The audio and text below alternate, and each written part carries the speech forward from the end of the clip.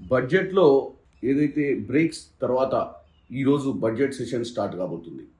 ముఖ్యంగా మీ అందరికీ తెలుసు, లోక్సభలో స్పీకర్ పైన అవిశ్వాస తీర్మానం.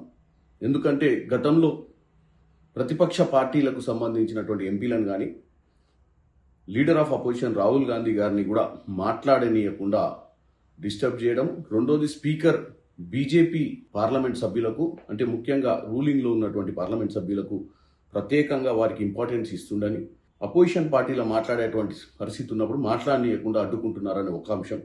ఎందుకంటే పార్షాలిటీగా స్పీకర్ అనే వ్యక్తి కంపల్సరీ హౌస్లో అందరినీ ఒకే విధంగా చూడాల్సిన అవసరం ఉంటుంది. కానీ స్పీకర్ కేవలం వాళ్ళ ఆధినాయకత్వం ఒత్తిడితోటి ముఖ్యంగా ప్రతిపక్షాలను తొక్కిపెట్టే ప్రయత్నం చేస్తున్నట్టు మీరందరూ చూసిన విషయం. ఎందుకంటే గత ఈ 18వ లోక్సభ మొదటి నుంచి కూడా ప్రతిపక్షాలకు సరైన ఇంపార్టెన్స్ ఇవ్వకపోవడం, రాహుల్ గాంధీ గారు ప్రతిసారి ప్రతి అంశం మీద మాట్లాడేటప్పుడు ఆయన డిస్టర్బ్ చేయడం, వాళ్ళ సైడ్ నుంచి నిషికాంత్ దూబే తర్వాత కొంతమంది నాయకులకు ముఖ్యంగా అవసరం లేని సమయాలలో కూడా వాళ్ళకు మైక్ ఇచ్చి డిస్ట్రాక్ట్ చేసి భారతదేశంలో ఉన్నటువంటి ప్రజలకు తప్పుడు సంకేతాలు ఇచ్చే విధంగా హౌస్ని నడుపుతున్నందుకు అవిశ్వాస తీర్మానం పెట్టారు. దాంతోపాటు మహిళలు నరేంద్ర మోడీ గారిని అటాక్ చేయాలని వ్యూహం రచించారని చెప్పి కూడా ఒక తప్పుడు స్టేట్మెంట్ ఇచ్చారు.